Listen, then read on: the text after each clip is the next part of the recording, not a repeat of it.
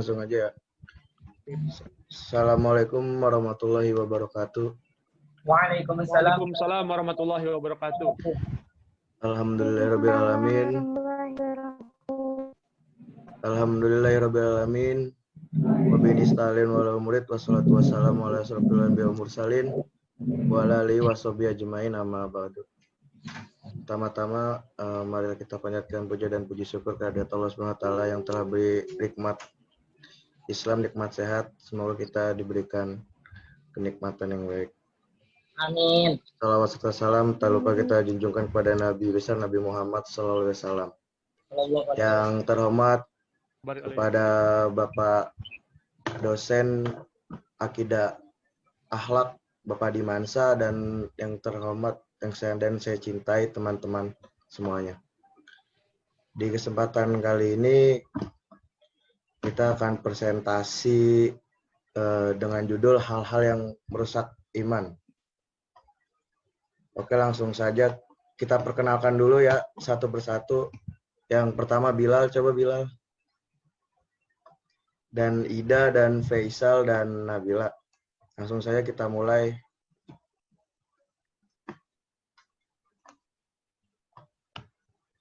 Pengertian tahayul.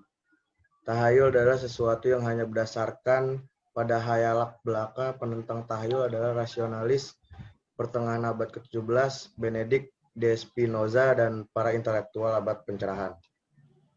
Macam-macam tahayul. 1. Menyembah benda mati. 2. Menyembah makhluk hidup, hewan atau tumbuhan, alasan mengapa mereka percaya. 3. Ajaran nenek moyang. Yang pertama ajaran nenek moyang. Yang kedua kebetulan pernah terjadi sesuatu sehingga mempercayai hal seperti itu. Ketiga ketakutan yang ambisi yang amat sangat. Contoh-contoh tahayul yaitu 1. Makan harus habis, nanti nasinya menangis. Jangan gunting kuku malam-malam, nanti kerasukan. Jangan duduk di depan pintu, nanti sulit jodoh. Jangan duduk di atas bantal, nanti bisulan. Kalau tidur kelamaan, nanti rezeki dipatok ayam. Pengertian liberalisme. Liberalisme adalah sebuah ideologi, pandangan filsafat, dan tradisi politik yang didasarkan pada pemahaman bahwa kebebasan hak adalah nilai politik yang utama. Secara umum, liberalisme menciptakan suatu masyarakat yang bebas, dicirikan oleh kebebasan berpikir bagi para individu.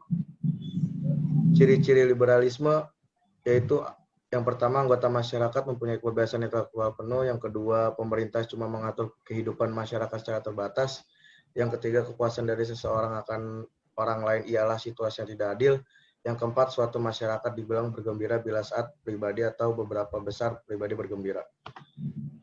Oke, yang kedua materi selanjutnya dibacakan oleh Faisal. Ya, selanjutnya yaitu ada contoh liberalisme. Yang pertama, secara umum, itu liberalisme mencita-citakan suatu masyarakat yang bebas, dicirikan oleh kebebasan berpikir bagi para individu.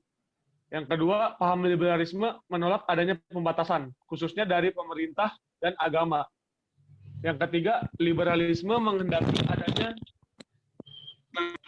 ekonomi pasar yang mendukung usaha pribadi atau biasa disebut private enterprise yang relatif bebas, dan suatu sistem pemerintahan yang transparan dan menolak adanya pembatasan terhadap pemilikan individu.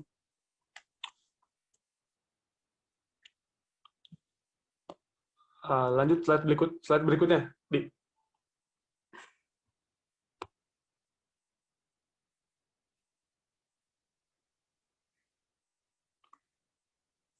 Selanjutnya ada pengertian pluralisme. Pluralisme adalah sebuah kerangka di mana ada interaksi beberapa kelompok-kelompok yang menunjukkan rasa saling menghormati dan toleransi satu sama lain. Contoh-contoh pluralisme adalah yang pertama, kebersamaan dalam kegiatan gotong royong membersihkan lingkungan sekitar. Kedua, tidak memaksa kehendak orang lain untuk menerima keyakinan yang kita miliki. Yang terakhir ada tidak memaksa kehendak orang lain untuk memeluk agama yang kita peluk.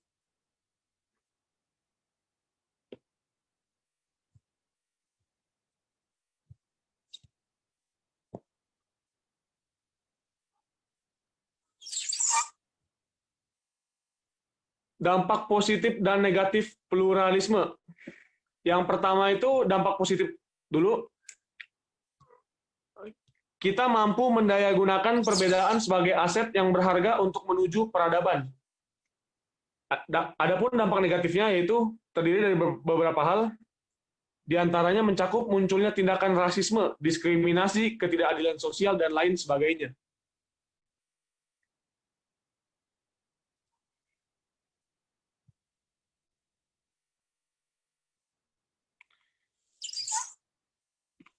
Pengertian bid'ah selanjutnya.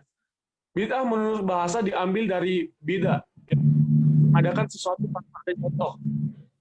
Sebelumnya Allah berfirman pada surat Al-Baqarah ayat 117, yaitu Bani us-samawati wal ar wa iza qada amron fa innama yaqulu lahu kun fayakun. Artinya yaitu ada Allah yang mengadakannya tanpa ada contoh sebelumnya. Maka dia mengatakan kepadanya, jadilah, lalu jadilah. Terima kasih untuk Faisal. Selanjutnya dibacakan oleh Bilal Saril Mujib. Dipersilakan. Oke. Nah, selanjutnya perbuatan bid'ah. Perbuatan bid'ah dalam adat istiadat atau kebiasaan. Hukum dari adat istiadat kebiasaan adalah mubah atau diperbolehkan. Seperti adanya penemuan-penemuan baru pada bidang iptek. Perbuatan bid'ah dalam ad-din Islam. Hukum perbuatan bid'ah dalam ad-din adalah haram karena dalam Islam adalah tauqifi, tidak bisa diubah-ubah. Slide selanjutnya. Nah, macam-macam bid'ah dalam ad-din atau dalam Islam. Bid'ah qauliyah, i'tiqadiyah. Maaf. Bid'ah qauliyah, i'tiqadiyah. Bid'ah perkataan yang keluar dari keyakinan. Apa tuh? Nah, Sorry. seperti ucapan orang jahiliyah, Jahmiyah, Mu'tazilah, dan Rafidah, serta semua firqah-firqah, kelompok-kelompok yang sesat, sekaligus keyakinan-keyakinan mereka. Kemudian bid'ah fil ibadah. Bid'ah fil ibadah yaitu bid'ah dalam ibadah, seperti beribadah kepada Allah dengan apa yang tidak disyariatkan oleh Allah Subhanahu wa taala.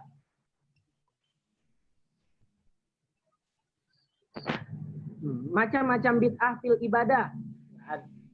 Yang pertama, bid'ah yang berhubungan dengan pokok-pokok ibadah, yaitu mengadakan suatu ibadah yang tidak ada dasarnya dalam syariat Allah Ta'ala.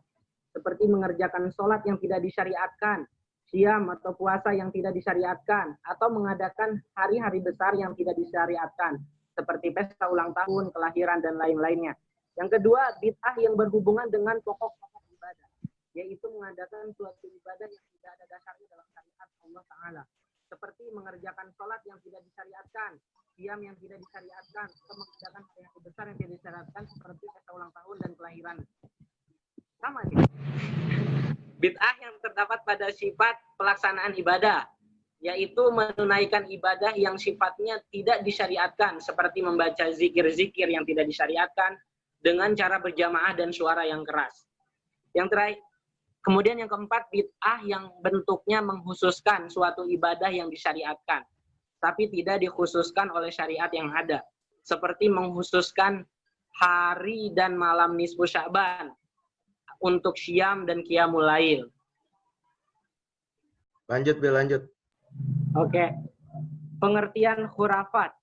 Secara istilah, pengertian khurafat Islam adalah suatu kepercayaan dan keyakinan pada segala sesuatu yang menyalahi aturan agama Islam. Menurut seorang ahli teologi Islam, Dr. Ali Mahfuz, pengertian khurafat adalah sesuatu hal yang tidak bisa diterima akal sehat. Lanjut.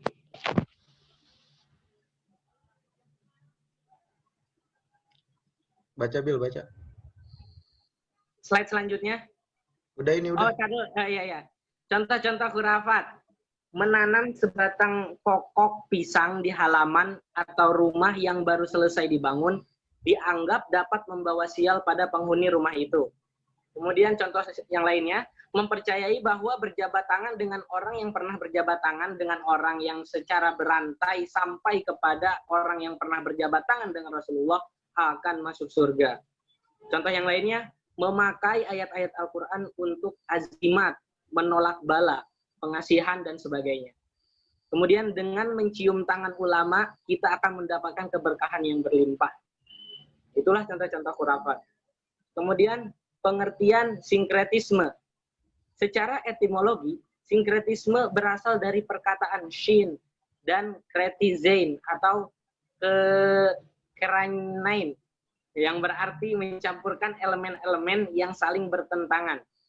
Dalam sudut pandang keagamaan, sinkretisme merupakan suatu bentuk paham yang gerakannya berupa mempersatukan agama-agama yang ada di seluruh dunia.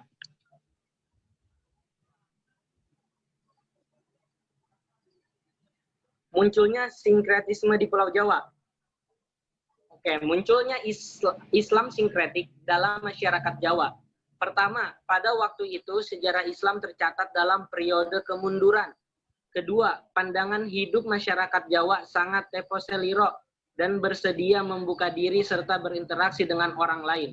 Ketiga, sebelum Islam membumi di Jawa, yang membingkai corak kehidupan masyarakat adalah agama Hindu-Buddha, serta kepercayaan animisme maupun dinamisme. Oke, terima kasih kepada Bilal, dan selanjutnya dibaca oleh Nabila Nur Alia. Dipersilakan.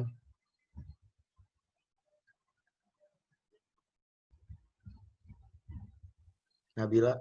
Contoh-contoh sinkretisme. Yang pertama, kedengeran nggak? Kedengeran. Contoh-contoh sinkretisme. Yang pertama, penggabungan antara dua agama atau aliran atau lebih. Sebagai contoh dari langkah ini adalah ajaran ilmu sejati yang diciptakan oleh Raden Sujono alias Prawiro Sudarso yang berasal dari Madiun. Menurut pengakuannya, ajaran ilmu sejati diasaskan pada kesucian yang dihimpun dari ajaran Islam, Kristen, dan Buddha. Sebagai contoh, aliran ini mengajarkan sadat atau syahadat yang berbunyi sebagai berikut. Asyhadu Allah ani insun anane ambukan anane rasul anane johar. Wa asyhadu anane urip anane Muhammad anane nur. Nur tegese padang, johar tegese padang, Muhammad lan rasul itu tegese cahaya. Nur johar tegese padang. Yang kedua, bidang ritual, yaitu upacara peralihan yang berupa selamatan, makan bersama atau kenduri, proses dengan benda-benda keramat, dan sebagainya. Contohnya, upacara Midodareni adalah sebuah ritual yang dilangsungkan pada malam hari menjelang hari perkawinan. Yang ketiga, dalam doa dan mantra. Salah satu jasa Sunan Mahdud Ibrahim yang dikenal sebagai Sunan Bonang dalam menyebarkan Islam di Jawa adalah mengganti nama-nama dewa yang terdapat dalam mantra-mantra dan doa dengan nama nabi, malaikat, dan tokoh-tokoh terkenal di dalam Islam. Contohnya, mantra atau doa untuk mendapatkan keperkasaan jasmani. Bismillahirrahmanirrahim. Jabaraya sumurut maring Fatimah, Fatimah sumurut maring badandu, kapercaya dening Allah Ta'ala. Ikantik macan putih, dudu macan putih. Mangko iki macan putih saking Allah, la ilaha illallah Muhammad Rasulullah. Doa ini dibaca setelah mandi 14 kali dalam semalam dan memakan 80 biji botor atau biji kecipir. Yang terakhir, menggabungkan agama dengan budaya lokal. Yang dimaksud dalam konteks ini adalah melaksanakan syariat Islam dengan kemasan budaya Jawa. Berbakti kepada orang tua adalah wajib. Dalam melaksanakan syariat ini, masyarakat Jawa biasanya menggunakan media sungkem. Oke, terima kasih untuk Nabila Nur Alia. Dan yang ingin bertanya, silakan komen di YouTube ya. Kurang lebihnya mohon maaf. Nun wal qalami wa ma yaskurun. Wassalamualaikum warahmatullahi wabarakatuh.